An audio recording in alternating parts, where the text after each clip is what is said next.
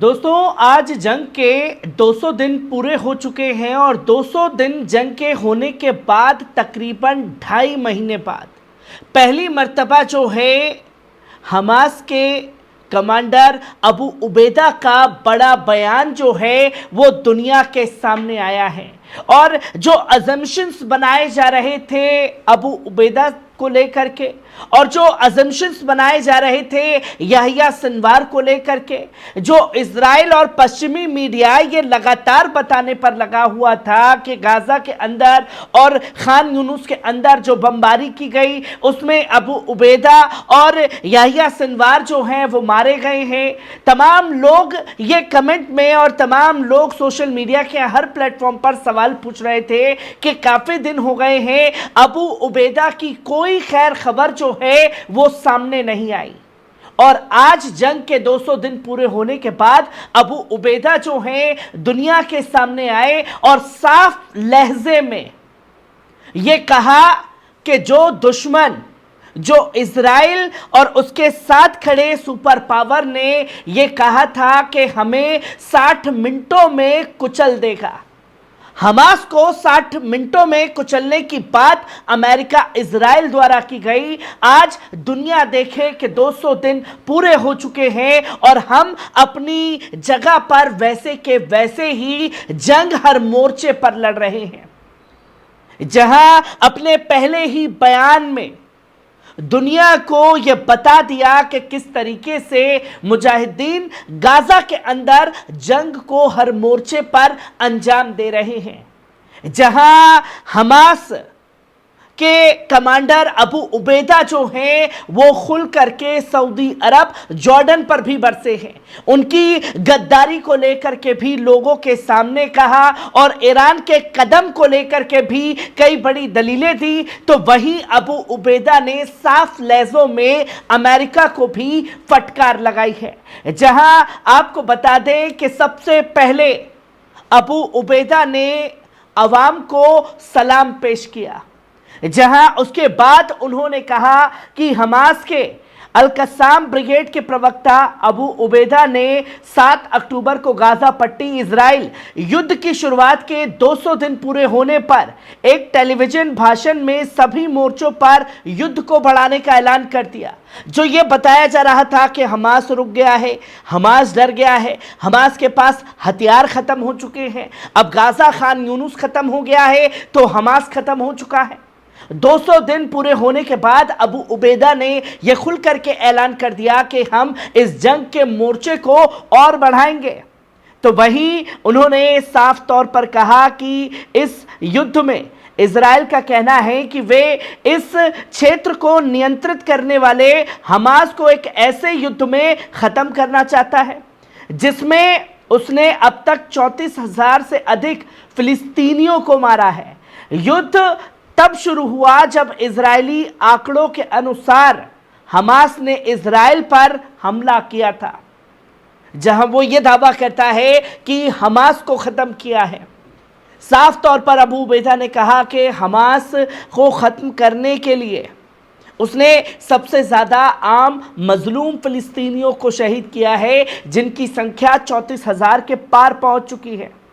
अल जजीरा TV पर प्रसारित video में अबू उबैदा ने 13 अप्रैल को इजराइल पर ईरान के हमले की प्रशंसा की।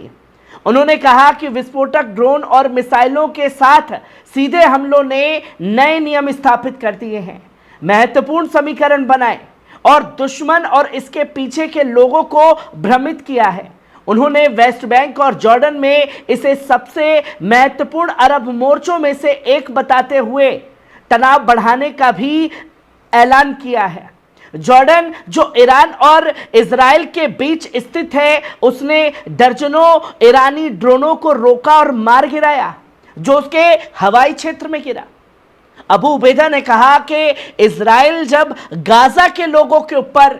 बम गिरा रहा है, क्योंकि इजराइल के बीच और गाजा की जो दूरी है उसमें जॉर्डन आता है, जॉर्डन ने तब यह कदम क्यों नहीं उठाया और खुल करके मुखालफत जॉर्डन की, जहां अबू उबैदा ने अपने बयान में साफ तौर पर कहा कि हम जॉर्डन के लोगों से अपने कदम बढ़ाने और अपनी आवाज को उठाने की अपील करते हैं। जब आप इजराइल के ऊपर हमले हो रहे हैं और तब आप उसे बचाने का काम कर रहे हैं, अब हम आपसे अपील करते हैं कि जो इजराइल द्वारा मजलूम फिलिस्तीनियों के ऊपर बम गिराए जा रहे हैं उसे रोकने का काम करें। जहां उसने साफ तौर पर कहा कि युद्ध विराम की बात चल रही है, वार्ता ने अपनी मांगों पर अड़ा हुआ है। जो ये बताया जा रहा था कि हमास जो क्या डील हो सकती है, ये हो सकता है, वो हो सकता है, इस बीच इजराइल अपने सैन्य आक्रमण को समाप्त करे, गाजा से सेना को वापस बुलाए, विस्थापितों को उत्तरी गाजा में लौटने की अनुमति दे और नाकाबंदी हटाए। अबू उबैदा ने कहा कि कब्जे वाली सरकार बंधकों की अदला बदली के समझौते तक पहुंचने में रुकावट डाल रही है और मध्यस्थता के संघर्ष विराम समझौते तक पहुंचने के प्रयासों पर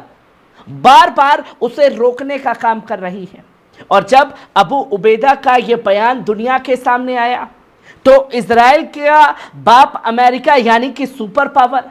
हमास के ऊपर ठीकरा फोड़ता हुआ दिखाई दिया कि हमास ही है जो अपने लोगों को मरवाने का काम कर रहा है, हमास ही है जिसकी वजह से यह डील जो है वो पूरी नहीं हो पा रही, जिसको लेकर के हमास ने अमेरिकी विदेश मंत्री एंटनी ब्लिंकन की हालिया टिप्पणियों की भी निंदा की। उन्होंने कहा कि गाजा युद्ध विराम समझौते में बाधा डालने के लिए हमास नहीं बल्कि इजराइल जिम्मेदार है। एक बयान में हमास ने साफ तौर पर कहा कि ब्लिंकन के दावे सच्चाई से बहुत दूर है और ब्लिंकन जो हैं वो दुनिया को गुमराह कर रहे हैं। उन्होंने साफ तौर पर कहा कि हमास आंदोलन के लचीले रवैये की वास्तविकता का खंडन करते हैं जिसके लिए उन्हें जिम्मेदार ठहराया गया। वहीं हमास ने अपनी गैर समझौते योग्य मांगों को भी दोहराया है, जिसमें साफ तौर पर कहा कि गाजा में सभी सैन्य अभियानों को तुरंत रोका जाएगा, सभी इजरायली कब्जे वाले बलों की वापसी होगी। तो यह भी कहा गया कि फिलिस्तीनियों की वापसी होगी, मानवीय सहायता का प्रवाह और उसके लिए जो घर और लोगों के नुकसान हुए हैं उसे पुनर्निर्माण किया जाएगा, वो सिर्फ इजराइल करेगा। जो कि यह भी कहा गया कि मार्च के बाद से नहीं बदले हैं और मध्यस्थता द्वारा उनका स्वागत किया गया है। इसने नोट किया कि उसके लचीलेपन को बेंजामिन नेतन्याहू उनकी सरकार द्वारा रुकावट और बाधा डालने का काम जो है वो बेंजामिन नेतन्याहू द्वारा किया गया है और बेंजामिन नेतन्याहू की हरकतों पर पर्दा डाल करके वो हर चीज का ठीकरा हमास के ऊपर नहीं फोड़ सकते, जो कि साफ तौर पर अबू उबैदा ने यह ऐलान किया है।